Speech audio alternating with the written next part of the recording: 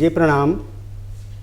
दूरदर्शन केंद्र देहरादून उत्तराखंड में आपका स्वागत, अभिनंदन, वंदन। डाली सभी कुछ ये जग माँ जग डाली बतौनन लोग सभी, वेद बतौनन व्यास बतौनन जौन पुराण रचीन कभी। आदि कभी बुनियादी कभी टप गीत बनौनन कोई अवभी, डाली दुनिया पर पालिकते सब संकट दूर करदन तभी। डाली छ अन्न गना गुड़ की अर डाली कपास लता की सभी, हल्दुच मर्च जीरू धनिया अर आदु खणे दुच कार्तिक भी। आज आशु कवि जीवनानंद श्रीयाल जी की पुण्यतिथि है। आपका जन्म 12 जनवरी 1926 को हुआ था।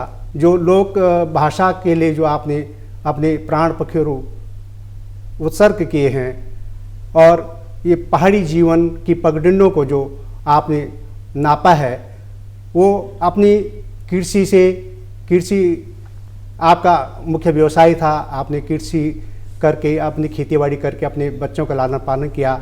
आपका भरा पूरा परिवार था। आपकी 4 बेटे और 4 बेटियां थी। छोटी सी बात भी वो अपने कविता के रूप में बोल देते थे। उनका था अपने बच्चों के नाम से हिंदी भाषा वाणी भजमुन राघव चक्रपाणी। उन्होंने पलायन पे या अन्य कुप्रथाओं पे, शराबबंदी पे, चिपको आंदोलन से संबंधित उन्हीं के जो लोक साहित्य पर उनका जो साहित्य है, जो हमारे सामने उनका साहित्य है, जो सबके हृदय में समाहित है, उसी पर हम आज चर्चा करेंगे उनकी यादों के साथ कि उनका लोक भाषा पे, लोक कविताओं के प्रति जो लोक रस था हमारा, उसके प्रति उनका क्या, उनके साहित्य में क्या दिखता था। आज हमारे साथ चर्चा में हैं डॉक्टर हर्षमणि भट्ट कमल और उनके बगल पे उनके पौत्र मार्तंड राज श्रीयाल जी उनके पौत्र हैं। वो उनके विषय में बहुत अच्छी तरह से आपको बताएंगे। उनके बगल पे हैं मेरे मित्र रंगकर्मी नाटककार गजेंद्र नौटियाल जी, जो उनके रिश्तेदार भी हैं। तो बहुत अच्छा बेहतर श्रीयाल जी के साहित्य के विषय में हमें बताएंगे और आप लोगों को रूब्रिक कराएंगे उनकी कविताओं के विषय में जो लोगों के हृदय में समाहित है। तो मैं सबसे पहले मार्तंड जी से मैं कहूँगा कि आप जीवनानंद श्रीयाल जी के पौत्र हैं और आप आपका दादाजी का जीवन जो तो बड़ा संघर्षपूर्ण था। क्यों मैं व्यक्तिगत तौर पे मैं जानता हूँ कि मुझे तो उधर सेवा करने का मौका मिला जखनियाली साइड में, घनसाली में। और आपके दादाजी कृषि करते थे, अपने साग सब्जी बेचते थे, अन्य नाच पानी जो भी होता वो बेचते थे और उससे वो आप बच्चों को उन्होंने लालन पालन किया और उसकी बहुत अच्छी उन्होंने शिक्षा दी, अपने बच्चों को बहुत अच्छी शिक्षा दी है। तो आपका अपने दादाजी तो आपके थे ही, लेकिन साहित्य के संदर्भ में आपके उनके विषय में क्या जानते हैं और क्या सोचते हैं, इस संबंध में आप कुछ उनका संस्मरण सुनाइए। तो सर्वप्रथम दूरदर्शन के समस्त दर्शकों को मेरा नमस्कार। और आज मैं अपने आप को बहुत ही सौभाग्यशाली मानता हूं कि मुझे उनके साथ रहने का अवसर मिला। उनके जीवन को बहुत ही करीब से मैंने देखा है। वह एक साधारण सी वेशभूषा में रहते थे, लेकिन एक असाधारण कवि थे, समाज सुधारक के रूप में थे। उन्होंने उनका जो जन्म हुआ था 12 जनवरी 1926 को ग्राम जखनियाली पट्टी नैलचामी जनपद टिहरी गढ़वाल में हुआ था। जब वह मात्र 8 वर्ष के थे तो पिता का साया सर से उठ गया था। 11 वर्ष की आयु में माताजी का भी देहांत हो गया था और निरंतर अब जो उनके ऊपर जी इस तरह की जो विपदाएं आई, इस संघर्ष उन्हें आगे का जीवन में बहुत करना पड़ा। उन्होंने किसी तरह अपने ताऊ जी के जो पशु थे उनको वनों में चुंगा कर अपना जीवन गुजर बसर किया। 15 वर्ष की अल्पायु में ही वह टिहरी अनाथ आश्रम चले गए, कुछ समय वहाँ पर व्यतीत किया और उसके बाद उनकी लेखनी भी, अपने अक्षर ज्ञान भी सीखते गए। यह एक बहुत ही उनके विषय में एक आश्चर्य होता है कि वह कभी भी उन्होंने औपचारिक शिक्षा जो है ग्रहण नहीं की थी, कभी स्कूल नहीं गए थे और जो भी अपने ताऊ जी की जब वो गाय भैंसों को लेकर जंगल में जाते थे तो वहीं स्लेट खड़ी लेके जाते थे, पत्थरों पर लिखते थे और इसी तरह उन्होंने अपना अक्षर ज्ञान किया। और धीरे धीरे, और एक यह भी आश्चर्य की बात है कि वह जितनी पकड़ उनकी गढ़वाली भाषा में थी उतनी ही पकड़ उनकी हिंदी, संस्कृत और अंग्रेजी में भी थी, जो एक अपने आप में एक अद्भुत और हम सबके लिए प्रेरणादायक है। उन्होंने जो है वर्ष 21 में जब 21 साल की आयु में अपनी व्यथा कथा नाम से पहली कविता लिखी और वह उनकी पहली कविता थी। और इसके बाद जब तक उनकी जो अंतिम सांस थी तब तक उनकी लेखनी चलती रही। उनकी जो प्रारंभ से ही आर्थिक स्थिति, पारिवारिक स्थिति ठीक न होने के कारण वो उनकी जो अपनी जो रचनाएं थी जो प्रकाशन में काफ़ी कठिनाई का सामना करना पड़ा। लेकिन उनका जो पहला गढ़ साहित्य सोपान नाम से पहला भाग 1966 में प्रकाशित हुआ। उसके बाद 1969 में गढ़ साहित्य सोपान द्वितीय भाग पर प्रकाशित हुआ, तो अब जिसमें उनकी लगभग 300 से अधिक रचनाएं जो हमें देखने को मिलती हैं। कई रचनाएं अभी प्रकाशित होनी भी शेष हैं। सिरियाल जी, अब कुछ और आप अगले उसमें और बहुत सारी जानकारी आपसे लेंगे। अब मैं डॉक्टर आप नौटियाल जी से, गजेंद्र नौटियाल जी से मैं कहूँगा कि आप उनके, क्योंकि आप उनके रिश्तेदार भी हैं, आप निकट से जानते थे, आप लोक भाषा के लोक कवि के रूप में किस दृष्टि से आप उन्हें देखते हैं, तो आप कुछ। बड़ौनी जी देखिए, जीवानंद सिरियाल जी उत्तराखंड के लोक जीवन के इंसाइक्लोपीडिया थे, जो उस जगह के, उस लोक जीवन के जो वहाँ मनुष्य रहते हैं, वो जीव जंतु पेड़ पौधे सबको जीते थे, उनको पढ़ते थे। जैसे अभी सिरियाल जी बोल रहे थे कि उन्होंने अपना कोई औपचारिक शिक्षा नहीं की, जैसे टॉलस्टॉय ने औपचारिक शिक्षा नहीं ग्रहण की, लेकिन वो दुनिया के सबसे बड़े साहित्यकार बने। ऐसे कि मेरे लिए भी बड़ा वो था, मैं जब छोटा था तो मुझे उत्सुकता होती थी कि आदमी पढ़ा कैसे।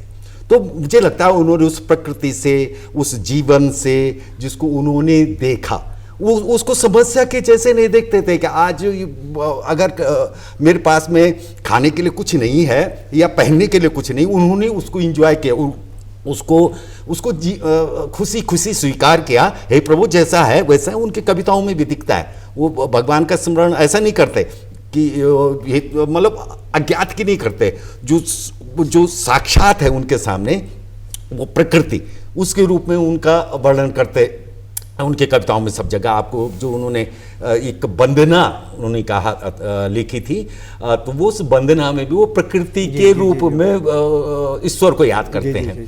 तो ये अब दूसरा, उन्होंने संस्कृत को क्यों चुना? अपने दादा संस्कृत के विद्वान, बाबा पिताजी उनके संस्कृत के विद्वान, तो वो जो अपने पास में जो श्रुति से मिला था, सुन करके जो उनको मिला था, उस ज्ञान को उन्होंने अपनी, जो लोग बोलते हैं पीड़ा, लेकिन उन्होंने अपने जीवन के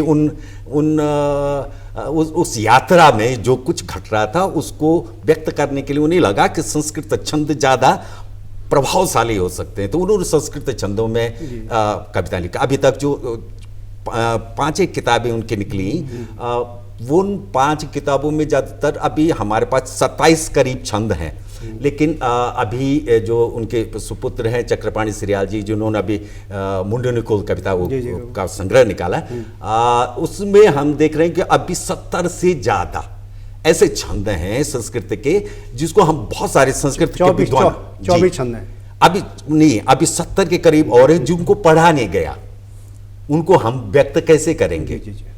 तो वो उसके लिए बात चल रही थी, बहुत सारे संस्कृत के विद्वानों के साथ बातचीत चल रही। तो एक तो छंदों का इस्तेमाल किया, क्योंकि जो संस्कृत का उदय हमारे इसी उत्तराखंड इस देवभूमि से हुआ था, अब वही हमारी भाषा में, जो गढ़वाली भाषा में भी अभिव्यक्त होती है। तो वो जो क्या बोलते हैं सरलीकरण, जो उनके मन को बहुत छूता था, वो छंद उनको उन्होंने अभी जो कवित्व की उनकी बात करें, वो कहीं रसिक के रूप में दिखते हैं, कहीं वो एक बिल्कुल एक आंदोलनकारी के रूप में दिखते हैं, कभी वो विद्रोही दिखते हैं। उसी राजभवन, जिस राजभवन के साथ में वो देखे, उनकी दुर्गति को भी लिखते हैं।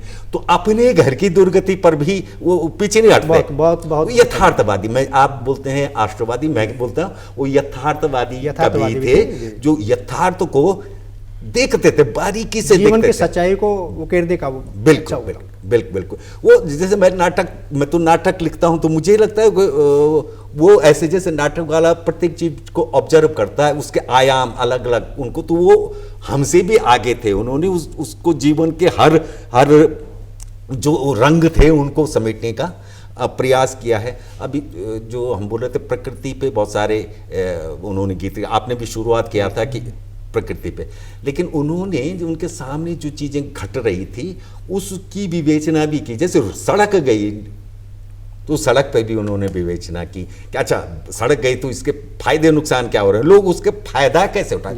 एक मतलब एक जागरूक इंसान ही ऐसा कुछ कर सकता था कि जो उसका नहीं, लोगों के लिए तो सड़क गई, लोग तो खुश थे कि पहले तो गाड़ी देख ली, लेकिन नहीं, उसकी पूरी विवेचना कर रहे थे, उसका पूरा मूल्यांकन कर रहे थे कि सड़क आई तो तुम क्या कर रहे हो और करना क्या चाहिए था।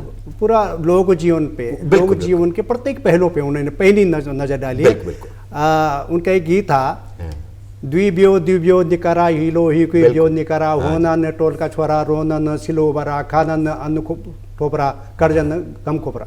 भला इतना अच्छी पहली नजर थी। ऐसे उनका जो हमारी यात्रा चलती, हमारी यात्रा सीजन जब चलता है तो चल सयानी तिमड़दानी ऐसु बद्रीनाथ, है ना, इस प्रकार के उनके गीतें। शराबबंदी पे, संसार का लोगो संसार में क्या, संसार में सुर शराबी नहीं पिया, शराबबंदी पर बहुत अच्छा उन्होंने किया। यही अभी जो चिपको आंदोलन पे उनका बड़ा अच्छा सुंदरलाल बोगणे जी के साथ और अन्य लोगों के साथ उन्होंने काफ़ी अच्छा काम किया। और उनकी कविताएं जो डाली माटी जो है उसमें मैग्सेसे पुरस्कार में उन्हें पुरस्कार मिला। हाँ, मुझे लगता है जो जीवनानंद सीरियाल जी का जो रचना संसार है वो आपको परंपराओं में भी लेके जाता है और वर्तमान में परिवर्तनों के सापेक्ष भी उनकी यात्रा को, जो जीवन यात्रा है उनको भी देखा जा सकता है। हमारे गढ़वाल में शायद क्या बोलते हैं इतिहास में बहुत काम नहीं हुआ होगा उस दौर में, जब जो राजशाही का दौर में रहने वाले और आज़ादी के बाद भी वहाँ बहुत सारी सुविधाएं नहीं पहुँची हैं। हम मतलब टी राजा तो 1 अगस्त उसको हुआ, 49 को जाके आज़ाद हुआ, बाकी भारत में गया। तो वो तब तक तो उसमें रह रहे थे, राजा के राज में रहते, भले दुर्गति हो रही थी वहाँ, किस तरह की दुर्गति हो रही थी वो उनके दिखता है। जी नौटियाल जी, हमारे साथ वरिष्ठ कवि अर्चमणि भट्ट जी हैं। आपने जीवनानंद सीरियाल जी के साथ काफ़ी काव्य पाठ किया है, आपने उनके सानिध्य में काफ़ी रहे और उनके साथ काव्य गोष्ठी में भाग लेने का आपको सौभाग्य मिला है और आप काफ़ी निकट से उन्हें जानते। तो भट्ट जी, आप एक कवि के रूप में उनके जो उनका लोक जीवन था, उनके लोक भाषा पर जो उनका काम था, वो आप किस उस संबंध में क्या सोच रखते हैं, क्या कहना चाहते हैं? आशु कवि या लोक कवि जीवनानंद सीरियाल जी का जीवन जैसे सरल था, वैसे ही उनकी कविताओं में भी जो है सरलता जो है झलकती है। और जीवन चूँकि उन्होंने बचपन कष्ट में जिया है, जैसे कि जो है अभी सीरियाल जी ने बताया कि 8 वर्ष की उम्र में पिताजी का निहांत और देहांत और 11 वर्ष में माताजी का। तो इस तरीके से शिक्षा उन्होंने अपने पिताजी से प्रारंभिक शिक्षा जो है घर पर पाई और उसके बाद जो है तब अनाथालय में इत्यादि में जो है। तो इस तरीके से तो जहाँ उनको साहित्यिक जो वो था, उनके पिताजी हिंदी, संस्कृत और अंग्रेजी के जो है अच्छे विद्वान थे और कविता भी करते थे, तो काव्य परंपरा उनको जो है अपने विरासत में मिली है। बिल्कुल सही बात। और वो राज दरबार में भी जो है मतलब कारिंदा थे, वहाँ काम करते थे उनके दादाजी भी, उनके पिताजी भी। तो जो टिहरी का और जो राज दरबार का जो वो था जो है, तो वो भी उससे भी जो है, और टिहरी शहर से भी जो है वो काफी परिचित थे। राजभाषा थी, मेरे को लगता है राजभाषा थी तब, गढ़वाली राजभाषा। और टिहरी लगभग जो है काफी लंबे समय तक जो है टिहरी रियासत में गढ़वाली को तो राजभाषा के पद पर जो है विराजमान रही जो है। तो ये सब चीज़ें जो उनकी यादों में थी उनके। और उन्होंने जैसे बताया 21 वर्ष की उम्र में जो है पहली कविता उन्होंने लिखी थी। तो वैसे काव्य उन्होंने उनकी जीवनानुभूति, उनकी काव्यानुभूति और जिस तरीके से उन्होंने जीवन जिया है उसी तरीके से हर विधा पर, हर समस्या पर, हर विसंगति पर, चाहे संगति रही हो चाहे विसंगति रही हो, उस पर उन्होंने काव्य सृजन किया है। और वो उनकी कविताओं में जो चाहे मुंडनी खोलू हो, चाहे गढ़ साहित्य सोपान पहला भाग हो और चाहे दूसरा भाग हो, उसके अलावा भी जो है बहुत सी कविताएं जो है जो प्रकाशित होने से रह गई होंगी, तो वो सब उनमें मिलता है। तो हमने देखा कि जहाँ वो कृषि कर्म करते थे, पशुपालन का कार्य करते थे, वही प्रकृति के बहुत निकट थे जो है, तो उन्होंने प्रकृति पर, संस्कृति पर, पर्यावरण पर, जीवन की विसंगतियों पर जो घर परिवारों में समाज में होती है, चाहे कलचुंडी की बात हो, चाहे जो है शराबबंदी की बात हो, और चाहे और जो जीवन की जो भी विसंगतियाँ रही हों, और टिहरी नगर पर भी जो है दो अच्छी कविताएं जो है समाज सुधार पे भी काफी समाज सुधार के लिए उन्होंने बहुत काम किया है। तो टिहरी नगर पर भी उन्होंने कि जैसे टिहरी का घंटाघर है, तो उस पर जो है सन 60 के बाद 64 में जो है उन्होंने कविता जो है उन्होंने पहले वहाँ सुनाई थी जो है। और टिहरी नगर पर भी बड़ी सुंदर कविता उनकी है। तो और जीवानंद श्रीयाल जी के साथ कई कवि सम्मेलनों में, विशेष करके पहले जब जिला प्रदर्शनी होती थी या जैसे कुंजापुरी मेले या कहीं गढ़वाली भाषा परिषद का जो है कोई कार्यक्रम होता था या देहरादून में जय श्री सम्मान होता था, तो उस समय जो है काव्य पाठ के लिए भी जो कवि सम्मानित होते होंगे वो तो जाते थे, लेकिन अन्यों के लिए भी जो है उस अवसर पर जो है उनको काव्य पाठ के लिए बुलाया जाता था। तो हम लोगों को भी ये मौका मिला, ये सौभाग्य मिला कि श्रीयाल जी के साथ जो है कविता पाठ करने का मौका मिला, चाहे कुंजापुरी मेला रहा हो और चाहे टिहरी प्रदर्शनी रही हो, और क्या कहते हैं वहाँ देहरादून में भी गढ़वाली भाषा परिषद के कार्यक्रम में। तो श्रीयाल जी की कविताओं की वो छंदोबद्ध कविताएं होती थी संस्कृत के छंदों में, और वो छंद जो है उन्होंने बाकायदा मीटर में जो है वो जो है उनका और उसका क्या लघु और मात्राओं, हाँ, जो मात्राएं हैं, जो गण हैं, उनमें जो मात्राएं हैं, तो उसका सबका जो है उनका, चाहे बसंत तिल का छंद हो, उपेंद्र बजरा हो, और टिहरी कविता उन्होंने तोटक छंद में लिखी है। तो इस तरीके से उनकी कविताएं जो है छंदोबद्ध हैं और उनमें गेयता है। और उनकी कविताओं पर टिहरी शहर में जो है वो सम्मानित भी हुए हैं। गंगा प्रसाद साहित्यिक मंच की ओर से राजमाता जी द्वारा एक भव्य कार्यक्रम में जो है उनको सम्मानित किया गया, राजमाता कमलेंदुमती शाह जी द्वारा। और उन्होंने कहा कि भाई डॉक्टर महावीर प्रसाद गैरोला जी थे, तो उनसे भी उनको प्रेरणा मिली जो है। उन्होंने कहा कि भाई आपकी कविताएं जो है जो छपने में दिक्कत हो रही है, उनको जो है एक संग्रह में 100 कविताओं का, जैसे उन्होंने उल्लेख किया, बड़ा उत्साहवर्धन करते थे, 100 किताबों का एक 100 कविताओं का एक संग्रह है। और तब जाकर के एक जो हिंदी के शोध छात्र थे उसमें श्री तोताराम जी चमोली जो है, तो उन्होंने जो है गढ़वाल विश्वविद्यालय में जो है MA उत्तरार्ध में जो है दूसरे वर्ष में जो शोध कार्य होता है एक लघु शोध का, तो जीवानंद श्रीयाल लोक कवि ने कविराज जीवानंद श्रीयाल की काव्यानुभूति, इस तरीके से 100 नंबर का एक डिजर्टेशन होता है, वो जो है तो लघु शोध उन्होंने किया था। और श्रीयाल जी ने स्वीकारा कि उसकी एक प्रति भी जो है फिर उनको भी दी थी। तो इस तरीके से, और जहाँ तक मुझे ज्ञान है कि 80 के उत्तरार्ध में और 90 के शुरुआत में संभवतया कि जब ये स्नातक का पाठ्यक्रम जो है 3 वर्ष का हुआ, तो शायद जो लोक एक प्रश्न पत्र जो है लोक साहित्य का भी उसमें निर्धारित हुआ, और संभव है उसमें जहां तक मुझे मालूम है कि है तो जीवानंद श्रीयाल जी को भी पाठ्यक्रम में शामिल किया गया। वर्तमान इस तरीके से वर्तमान में इस तरीके से जो है पाठ्यक्रम में भी जो है उनकी कविताएं शामिल। और श्रीयाल जी को हमने देखा कि वो टिहरी शहर में आते थे, अगर किसी दुकान में चले गए तो सबसे पहले उनकी मांग होती थी कि वह जो है चादरू कविता सुना दो, या घंटा घर की कविता सुना दो, या टिहरी नगर पर जो है कविता सुना दो। तो इस तरीके से कचहरी में जाते थे तो वहाँ लोग मांग, खुद वकील लोग जो है जो बादकारी लोग मांग करते थे कि भाई श्रीयाल जी इतने सरल हृदय थे कि वो जाकर के वहाँ पर अपनी कविता जो है उनको सुना देते थे। बड़े हंसमुख थे, बड़े सरल स्वभाव के थे, और वही चीज उनकी काव्य कविता में भी जो है देखने को मिलती है। तो श्रीयाल जी लोक साहित्य के जो है जो उनका काव्य है वो लोक साहित्य के जो है कवि हैं, यहाँ गढ़वाली लोक साहित्य के। और यदि देखा जाए तो उनका साहित्य जो है वो जो है जन जीवन के लिए रवि है, रवि का बिल्कुल काम बिल्कुल ये बड़ी बात। बहुत सुंदर आपने अपनी बात रखी बड़ी जी। वास्तव में वो हाजिर जवाब भी थे और बहुत सारे संस्मरण को मुझे वहाँ रहने का मौका मिला। उनका जो दूसरे पुत्र थे राघव सिरियाल जी, आपके पिताजी, तो वो मेरे साथ रहे। तो बहुत सारे ऐसी मतलब संस्मरण होते थे कि एक बार वो घनसाली से टिहरी जा रहे थे, बस में बैठे, उनकी पत्नी भी, दोनों पति पत्नी साथ में थे।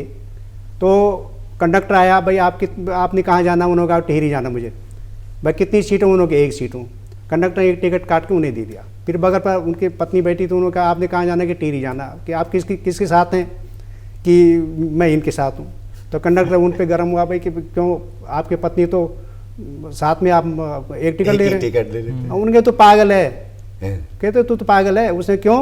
अरे ये मेरी वो है, अर्धांगिनी है, क्या आधा ये आधा मैं, तो एक टिकट वही नहीं हुआ। इस प्रकार वो हाजिर जवाब होती थी उनके। तो सिरियाल जी वास्तव में अद्भुत कवि थे। उन्हें गढ़ कवि का सम्मान भी दिया गया था, दर्जा दिया गया था, और राष्ट्रपति द्वारा भी उन्हें पुरस्कृत किया गया था। तो हमारी गौरव की बात थी। और इस प्रकार के हमने वास्तव में जो हमने कविता लिखनी सीखी, जो मैंने शुरुआत की उसमें कि मैं इंद्र बजरा, उपेंद्र बजरा, बसंत तिल का, हरि तिल का, तमाम इन छंदों में हमने भी प्रयास किया लिखने का। लेकिन उसके बाद हम ज़्यादा नहीं कर पाए, लेकिन फिर भी इसी उसमें, क्योंकि सिरियाल जी को गढ़वाली भाषा का कालिदास भी कहा गया है। सिरियाल जी क्योंकि आपके दादाजी को आपने बहुत पढ़ा है, बहुत ज़्यादा पढ़ा आपने, उन्हें उनको पढ़ा भी होगा, उनके समझा भी होगा, उनके साथ रहने का, उनके गोदी पे खेले होंगे, मतलब तमाम चीज़ें जो हमारे गढ़वाल में होती हैं, घुगी में रहे होंगे, कई चीज़ें आपके संस्मरण होंगे। इस प्रकार कोई संस्मरण आपको हो तो आप उनके एक सुंदर प्रतिनिधि कविता भी आप सुना सकते हैं। और भी कोई संस्मरण आपके कोई हो तो उनके संस्मरण के साथ एक अच्छी उनके प्रतिनिधि कविता आप हमें सुनाए तो हमें अच्छा लगेगा। जैसा कि अभी आपने बताया कि एक बहुत ही पर्यावरण के प्रति वो बहुत ही जागरूक थे, उसके प्रति बिल्कुल बहुत ही सचेत रहते थे, और उनकी अधिकांश कविताएं जो हैं पर्यावरण को समर्पित हैं। और एक जैसे कि अभी आपने बताया कि पर्यावरण के प्रति आंदोलनकारी के रूप में भी हम उन्हें देखते हैं, तो उन्होंने बहुत सारी कविताएं पर्यावरण पर लिखी हैं। उन्हीं में से एक कविता माटो और बाटो की कुछ पंक्तियाँ मैं आपके सामने रखूँगा। खणी खणी छणी छणी बगणो च माटो, अब उदा जाना को लगणो च बाटो, बरखा का पानी न बगणो च माटो, अब उदा जाना को लगणो च बाटो, कुछ माटो खाने दो सड़क्यों सो ध्यान, कुछ माटो खाने दो पुंगड़ो बण्यान, धरती माँ जतगा खाने दिन खाण, बरखा माँ डूंग माटो बगदो ही जान, खणी खाणी छणी छणी बगणो च माटो, अब उदा जाना को लगणो च बाटो। और कोई संस्मरण हो? और पर्यावरण के प्रति ही उनका जो है विशेष लगाव था। उन्होंने जो है अद्वानी नरेंद्र नगर के जो एक गांव है, वहाँ पर जो है पेड़ों से एक बार कटान का ठेका मिल गया, तो वहाँ पर वो गए और वहाँ पे जो ग्रामीणों के साथ वहाँ पर गए, और वहाँ पे जब उन्होंने देखा कि यहाँ पे जो है महिलाएं, जो पुरुष सब पेड़ों पे चिपक गए, उसके बाद वहाँ पर भारी संख्या बल जुट गया, तो वहीं पर उन्होंने श्रीमद् भागवत का पाठ भी शुरू कर दिया। तो जब यह बात शासन प्रशासन को पहुंची तो उन्होंने इस पुलिस के अरेस्टिंग के डर से बिल्कुल उन्होंने उन पर मुकदमा कर दिया। तो इसके लिए उन्हें बाद में आर्थिक दंड भी झेलना पड़ा। हालांकि बाद में 1977 में उन्हें चिपको पुरस्कार से भी सम्मानित किया गया। तो नौटियाल जी, आप एक रंगकर्मी भी हैं। आपने एक रंगकर्मी के रूप में सिरियाल जी के अंदर के उनके लोक भाषा में, उनके लोक साहित्य में आपने क्या देखा ऐसा विशेष देखा हो तो उससे संदर्भित कोई कविता, सुंदर सी कविता आप सुना हैं बहुत श्लोक लोग। कविता बहुत ज़्यादा वो नहीं, मैं बड़ो वो लग, अब ये जैसे वो सामने वो है खैट का डांडा है, इस तरह से वर्णित किया है कि लगता है जैसे एक नाटककार लिखता है, उस नाटककार जिस तरह से वर्णन करता है उस तरह से वो बोलते हैं कि उस पहाड़ पे चढ़ते हुए तंग तंगाते हैं पैर, मतलब कांपने लग जाते हैं पैर, और लेकिन फिर भी इतनी हिम्मत आ जाती है उस आस्था के प्रति जहाँ वो पहुँचना चाहता है कि वो भूल जाता है कि मेरे पैर भी तक। सिरियाल जी को मैं बचपन से देखता था। मैं उनको गांव में कभी कभी शादी ब्याह हो गई तो वो वहाँ शुरू हो जाते थे, हैं? कभी मुंडन खोलो कविता सुनाने लग जाते थे, कभी वही बहुत सारे जो बहुत पुराने सारे उनके वो थे कविताएं थी जिनको रात कथा नहीं जानू नहीं जानू एक कविता हो जाए बहुत सारा याद नीचा ऐसा उनका जो कृषि जो काम करते रहते थे, खेतों में जो काम करते रहते थे, वो देखते हैं और वहाँ भी कविताएं हैं। वहाँ पे आप उनको मिलने जाओ तो उनको कुछ पूछो तो वहाँ भी वो जवाब नौटियाल जी। अब इसमें बहुत कुछ कहने का श्रीलाल जी पर बहुत कुछ कहा जा सकता है और समय की पाबंदी है। अब मैं डॉक्टर भट्ट जी से निवेदन करूँगा कि आप अपनी लोक भाषा में बोलें, जो भी आपको कहना है अपनी बात रखें। एक सुंदर उनकी कविता यदि उनके प्रतिनिधि कविता आप सुना सकते हैं तो आप सुना दीजिए। श्रीलाल जी ने टीरी पर बहुत कविता लिखे, उन्होंने टीरी पर भी कविता लिखी नहीं, और टीरी को वर्णन जो से उन कन करे कै रूप में देखिए कि टीरी कनु छ, और सारू चाहे वो साहित्यिक हो, सांस्कृतिक हो, धार्मिक हो, वाणिज्य व्यापार की हो या न्याय का क्षेत्र की हो, है सब चीज को वर्णन उन करे और पूरी भौगोलिक स्थिति को भी जो है चित्रण जो है उन टीरी कविता में करे। जी जी। तो वो कविता छ छंदोबद्ध छ, तोटक छंद में छ। तो ये में 4 सकार छन, सलगा सलगा सलगा सलगा, है ना, और अंत में गुरु गुरु जो छ मतलब जो गण छन ना, तो वो छ टिहरी जनो पी पलकोसी पत्ता लठो ध्यान लगा अर देखण जा, जनु भेंडु दिख्यो मठकाणी मुंगे जख रानी को बाग छ नाग रजा, अर नोक छ से मलका तपड़े जख था घट रामपुरी तरदा, दरबार बाजार छ बीच सभी जख रात दिने बिनती करदा, दरबार बाजार छ बीच सभी जख रात दिने बिनती करदा। बहुत सुंदर। बजदा छन शंख व ढोल दमो तुरी भेरी झंकोरी की घांड भला, बजदा छन शंख व ढोल दमो तुरी भेरी झंकोरी की घांड भला, उठी जुस्मुस सब शुद्ध हुए मिली मंदिर माँ नर नारी चला, उठी जुस्मुस माँ सब शुद्ध हुए मिली मंदिर माँ नर नारी चला, कलसा भरी पानी न जान ही बिको फल फूल सदा भर सरफ फल फूल सदा सदी हाथ धरी, कलसा भरी पानी न जान बिको फल फूल सदा सदी हाथ धरी। सुंदर भट्ट जी। और कोई एक की दुखी कोई एक की दुखी गली है कि गली जख भी छन मंदिर तैटी हरी। बहुत सुंदर भट्ट जी। रघुनाथ ककी बनमाली ककी बिन स्मूरति नीछन खाली ककी, शिवलिंग घना खुशी सैब झणा श्री जंत्र छ दक्षिण काली तकी। धन्यवाद भट्ट जी, बहुत सुंदर आपने कविता श्रीलाल जी की, श्रीलाल जी की याद अपन ताज़ा कर ली। हम उनके पुण्यतिथि पर उतना नमन करदा। आप नौटियाल जी, मार्तन श्रीलाल जी और भट्ट जी को आपको साधुवाद धन्यवाद ज्ञापित करता हूँ, और दूरदर्शन देहरादून को धन्यवाद। और अगली बार नए विषय के साथ, नए चर्चा के साथ आपका सामने खोला। धन्यवाद, प्रणाम।